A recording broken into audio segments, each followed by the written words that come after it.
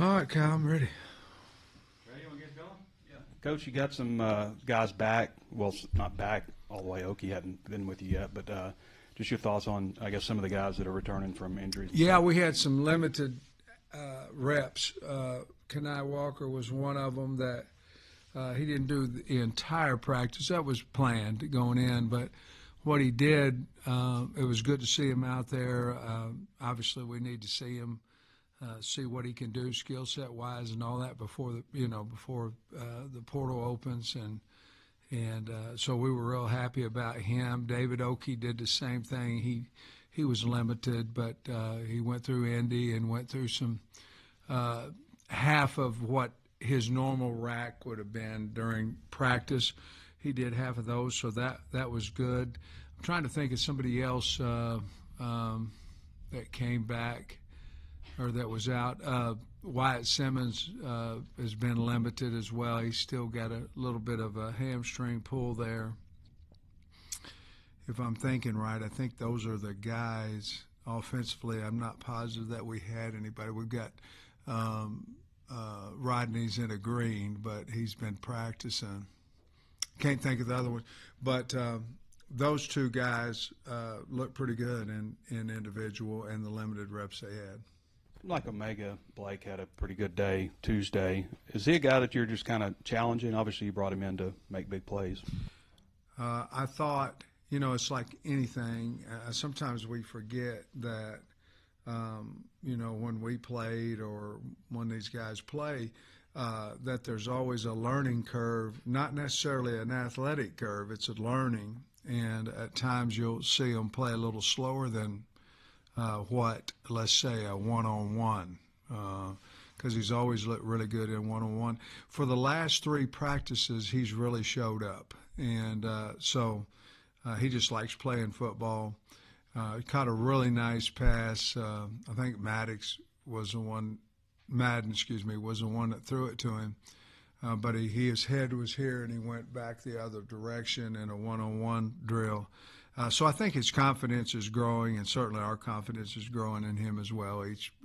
Over the last three practices, I think he's really had good practices. Speaking of the receivers, it seems like CC is also kind of coming along into his own. Just kind of what do you see from him and kind of where his role fits into all the pieces? Well, he's got to be a big part of our offense. I think he's earned that in the way that he's practiced to this point. And he's a mature guy that goes about his business, doesn't say a whole lot, but he's a big physical guy. Not necessarily, he's not overly tall, he's not the 6'5", but he's big, he's physical, and he can catch the ball really well. So I see him being a big part of our offense. Coach, Marion, I know you got a lot of offensive linemen that are working in multiple spots right now, but Marion's a guy that has the experience from just last season. I'm curious, when you go back and watch the film from him last year, what stood out, tackle, guard? I mean, do you feel like there's a better fit between one of those two positions for him? I think he gets a lot of bull, so whether it's bull rush, so whether it's out there at tackle or whether it's in at guard, he's a really good run blocking guy, and he's a good pass protector. But the number one thing that we have to work on him is setting down, whether that be at tackle or not. I would go as far to say as I think he's probably our most valuable offensive lineman because he can play four spots. He can play all four spots well. Going back and looking at him last year, we had a need to move him out to tackle, but I thought he was playing well inside at guard. So what he does, he allows us to figure out, who's number 5, who's number 4. I think Shaq McCroy is really continuing to move forward, and that might allow us, which we've done, to move inside a little bit more. So we're just trying to find the best 5 guys that we can so we can move the ball, protect the quarterback, and that's still something that we have to continue to work on. I thought he played well. I thought he played well inside and outside last year. So we're just going to find out where our line can be the best and put him wherever. I don't think he cares. I think he just wants to play. I guess this is the first time we've gotten to talk to you since Arkansas made it official with Remy Koffield. Just impressions of him. I know he's a basketball guy. What have you maybe learned from talking to him, and how are you guys working together right now? Well, I mean, I coached ninth grade girls basketball too, but I'm a football guy. So, and I enjoyed coaching those girls too. But that was in 1986, by the way. I think coming from the professional ranks, I think he's seen and heard, and regardless of the sport, exactly what we're looking for. You know, more eyes, help, understanding caps, all those things that he has great experience of. So I'm looking forward to working with him and using him every bit as much as he's able to be used. Because we need help in that category, and I'm not talking about just the evaluations and all. I'm talking about all of it: the money, a way to talk to agents, some things that can take that that personal relationship between me and the kids. Somebody can be a buffer, you know, and along with a lot of other things. But I'm looking forward to working with him.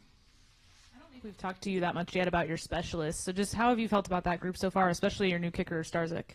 I like him. He's got a strong leg. He's very accurate. I like him. Devin's obviously doing a really good job. Got a lot of confidence. But I've liked Ford as well. You know, he was here before. But Starzik's got a strong leg and great accuracy. I'm really happy with him. Getting Shanks has helped us in special teams as well. Obviously, we have Rodney for the kickoff returns, but Shanks is also maybe a 2 right there at that point in the punt return. I think we got him for several reasons. One is help us in the slot, but the other one certainly was to return punts, as he made All-American last year doing that. So I like all those specialists. I kind of put the returners in as specialists as well. And, of course, having Ashton No come back has been very, very beneficial to us as well. See, I know he's been on the job for a couple of days, but going back to Remy, how do you foresee him being involved with you day to day? Like, is he going to be at team meetings, staff meetings with you, or how do you have an idea of how that's going to look here moving forward? During this time, he's going to be directly involved with everything: meetings, evaluation, on film, at practice, whatever it may be. After that, I think, then he becomes part of Pat Doherty, part of the recruiting area. But he has to know our team because he's got to have an opinion. That's why we hired him. And so I look for, during this time, it's sort of like tax season. They have their on season, then they have their off season. So a lot of us, we're getting to know each other and all that. But we have to be ready. Like, we've got guys in the portal. I'm watching 5 guys in the portal after this meeting between now and practice.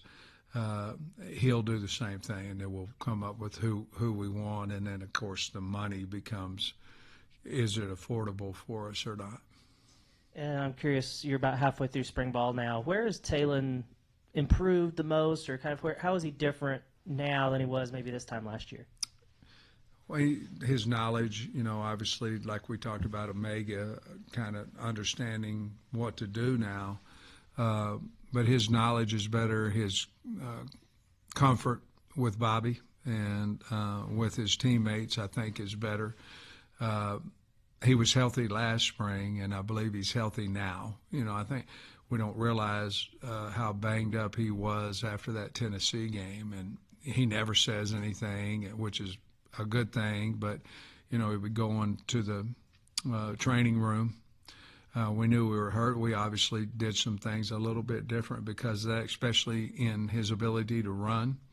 I don't think you ever saw him run the rest of the year like he did at Auburn, per se, where he felt great and he tried to hurdle the guy and all that stuff. So I just think that he's more in tune with the offense. I think his decision making has been faster than what it was last spring. He's always been able to throw the football. We had a big windy day the other day that might have made a little bit of difference for the quarterbacks and receivers and DBs for that matter. But I think he's really confident, and his deal is right now he's trying to get to know who the new receivers are. I think that's probably the biggest thing, including the tight ends. Remember this time last year you were really impressed with Talon and Carmona came in and you said they kind of just took the team from a leadership perspective. Obviously you still have those two, but I'm curious, are there any other voices that you feel like have kind of emerged into that group of leaders? Yeah, I think Miguel Mitchell and Larry Worth are guys. Sorey is a guy that, everybody looks at on defense like everybody looks at the guy on offense being Talon Green. They should. Dix is a guy that came in, we didn't know a whole lot about, but now he's got that impression on the team. So I think those are the guys, silent leaders would be Mike Washington. He doesn't say a whole lot except when you give him the football, and a guy that has really earned a lot of respect on the team is Danny Solie. I mean, Danny's been playing really, really well, and so those would be the guys right off the top of my head. Spring ball is the time to sort of mix and match, but was just kind of curious, with so many new receivers coming in, what's kind of the criteria for determining which guys are going to get the most snaps, with Talon, and being able to kind of develop that connection with him? Well, the ones that get open and catch it would be number one criteria, know what they're doing. It was a good question. I got that in me sometimes. But no, it was a good question. You have two of our better receivers, in my opinion, play the same position. So you're looking at how we're going to get Sharp and Shanks on the, how we're going to get them on the field at the same time. And of course, we just put in our 5 wides, as y'all saw Tuesday. But you have to have. I don't think you can throw out 5 not tall guys, as we talked about last time. But you also can't put somebody on the field that's not as good as somebody on the bench. So that's part of what we're trying to figure out. I think there's some guys emerging like a Blake, like a CeCe, like a CJ Brown. I think some of those guys are starting to make plays out there on the outside, and I'm sure I missed somebody. But I think that's where you're looking at it. How do you get your best 3, 4 at times on the field? If you go 4 out there, you could put Sharp and Shanks on the field at the same time, and not have any problem with it. But once you go down to 3, you're starting to go, okay, who's my 12 personnel wide receivers? Who are they? Who's my 11 personnel wide? Who's my 10? And who's my empty guys? So we're still trying to figure that out right now. But I'm not going to, but I could tell you probably 5 maybe 6 that I'd go, okay, those guys are the guys that we're going to put on the field if we played a true game on Saturday. Yeah, and I guess to go off that, I mean, you're also learning the guys for the first time. How hard is it not to just be a prisoner of the moment if one guy has one really good practice and you're just trying to evaluate everybody at the same time?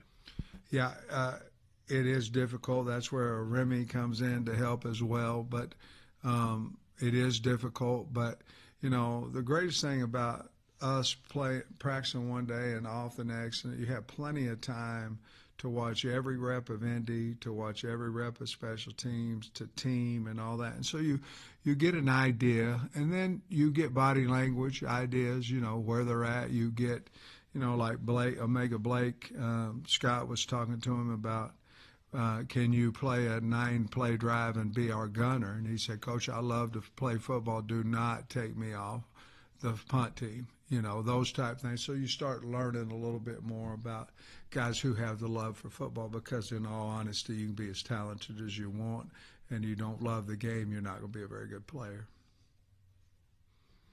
you're obviously not going to have like 5, 6 guys catch 30 passes, but like somebody's going to catch a lot out of that group. Any idea who that guy might be? Who, when it's third down, you got to go to him? Well, I've been high on Sharp ever since he came here. And then you have those guys that we spoke about, Blake and CC and Shanks. A guy who's not catching a lot of balls but is doing a lot of good things is Rohan Jones. He caught one the other day in our kill the clock 2-minute drill. But I anticipate him catching a lot of balls. He's very, very talented. So those guys would be, you have CJ added into that mix. Cross Johnson's done some nice things, but I think probably those first 4 that I talked about, I'm thinking that somebody will emerge. It's just like Andrew Armstrong. You didn't know what you really had. You didn't know. He had a pretty good, junior year. We thought he was going to be a good player. In the time that his junior year and his senior year, to me, he mentally changed. I mean, he was a lot, because he got hell knocked out of him a few games, got back up, came back in as soon as he was cleared, and had a 1,000-yard season. We're looking for somebody like that, and I believe they're on our team. We just, we'll have to find them on a Saturday afternoon. Seems like you've had some guys banged up at cornerback, obviously. Jordan Young, I guess that in practice. Yeah. You mentioned Kenai. How difficult is it to, I guess, try to establish who your starters are at those 2 spots? And Selman looks like he's been getting quite a number of reps with the ones. He has, and he's gotten better. I mean, I look a little bit at like Trey at that position, because you have Davila, you have Jaden Allen, Jaheim Singletary's getting better because he's playing with a little bit more confidence. I really like what Nick Perry's doing with that group. And then you look at who's in the portal now. Well, Cam Ball's in the portal, which Danny Saleh, I'm not saying about he's in the portal. I'm saying for me, we're getting him back. We know what we have. Kobe Branham, we're getting him back. Davila, Kenai and Oki were kind of that way, where it's kind of like a Christmas present and open it up and see if you got a pair of socks or a tuxedo, And so, because, I was a little heavy when I was younger, and I'd get a lot of socks and underwear. I wouldn't get a whole lot of jeans and stuff because, Husky jeans weren't just local and all that. But I have no idea what that did to the question, but I think I've already answered it. Sorry, just one more on Koffield. I guess you talked a lot about how he can help bringing in new players and helping you navigate the portal. I'm just wondering how you envision his relationship with retention and, helping with players that are already here. I think it has a lot to do. Guys, a lot of times if you're married, you need a little buffer. You go talk to your son and say, hey, go to mom and see what this idea would be. I think you need a buffer. And to me, he's that guy, because since we've been here, I kind of been the good guy and the bad guy. Good if you come in and you want X amount of money, and all that, and we feel like that's the worth and all. That's going to be they're going to go to him. And so I think that buffering system is going to help me tremendously. And then it's personal, guys are going to leave. You understand why, but then it becomes personal. We need to take that part out of the game. To me, I'm all for these guys making money, all for it. But there are some that leave that it hurts you, So I think having him, I think that will help us, and he can be a buffering. And if you go in and you tell him you want $400,000, and I was planning on giving you $4. Then there's a buffer in there where we can kind of figure out between the two of us, along with the coaches, what kind of money that we have in the budget. I guess, has that been emotionally draining for you, that, you have to, on the field, kind of try and extract the most out of them, and then have to, have those bad guy conversations with them, off the field? Yeah, I never really, to be honest with you, I've never really thought, until I see it. I never really thought, well, he's going to go in the portal, on the field, coaching them and all that, until you got he doesn't quit, but he kind of quits. You know what I mean? You can tell. We're going to coach him. You guys, I hope, haven't seen any difference in coaching than what we had before, and our job is to get them the best they possibly can be for them, and then that'll make the team better. But when money comes into probably any situation, it's hard for greed and jealousy and all that not to come in. So balancing that, I think that will help us a little bit, having Remy help us balance some of that as well. Sam, I feel like we've asked a lot about wide receivers today, but I've got a couple more.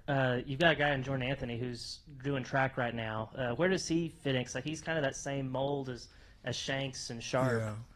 I don't know. I think we'll go down that path as it moves on. I think he's doing so well in track, and that we'll kind of cross that bridge when it comes.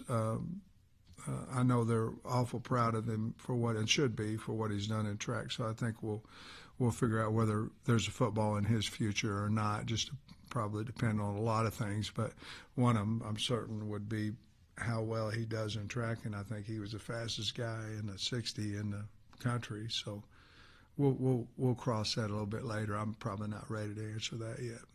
And then also, you've talked a lot about wanting to go in the portal for some defensive help and everything, but we've seen some offers go out to wide receivers. I know you can't talk about them specifically, but is that kind of an indication that you also are still looking for some help at the wide receiver spot?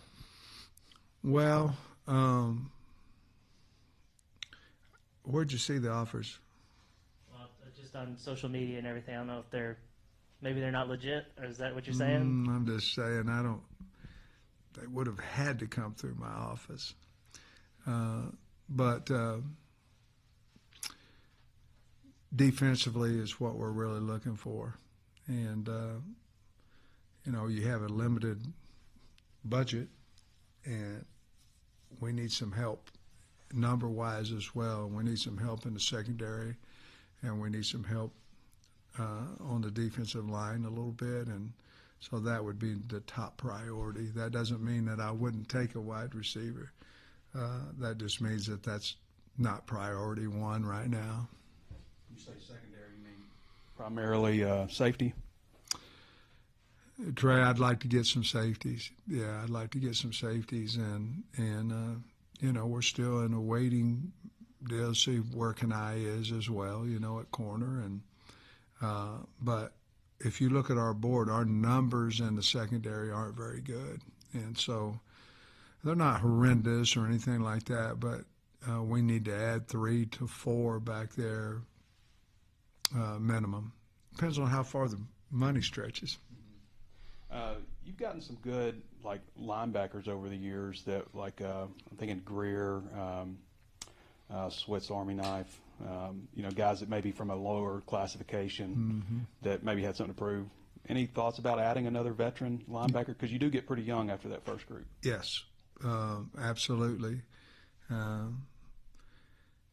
Man, I'd like to add a whole bunch of guys, just how far the money will go. But, yes, veteran, a guy that's played somewhere that, like Stephen Dix was kind of that way, he wasn't 1AA or whatever, but if we could find a guy like that had played a lot of ball to be that, wherever he may fall, but be to a guy that we could count on out there, we sure would. You mentioned Danny Saili a minute ago. Yeah. Obviously, he's dropped 50 pounds. It's not hard to do, or that's not easy to do. Yeah, right. Which probably speaks a lot to the dedication. What are your thoughts on just his role this year? I think he played in 7 games, but pretty sparingly. I think he'll be in the rotation, whether he runs out there with the ones or not. But you know how we rotate our line. I think he's really good. I mean, his quickness has changed, his motor. He runs side to side to the football, which losing the weight allowed him to do that as well. But I'm just really, really high on him right now. I just think and I don't think it's just because I didn't know what I thought. You know what I mean? I didn't know, man, can he help us? And I don't think it's that, because there was times that I thought that as well. But now it's gone from, can he help us? I think he can help us to, we can win games with this guy out there because he's getting a lot of penetration and he runs, he loves to play. So it's changed a little bit. So, yes, I see him definitely in the rotation, if not running out there with the ones. Appreciate you, Coach. Okay, guys.